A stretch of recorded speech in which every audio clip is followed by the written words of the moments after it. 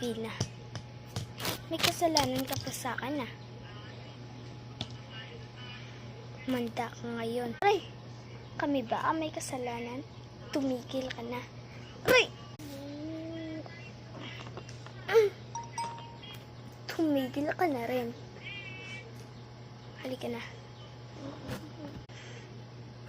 Edi wow. Hi, Mami.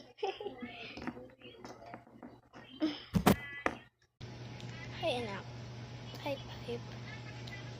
Ano? Nagawa niyo ba?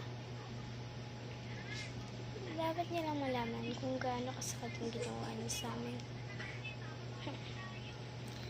Nanay niya pa yung may kasalanan. Bawal kang lumapas muna bukas, ha?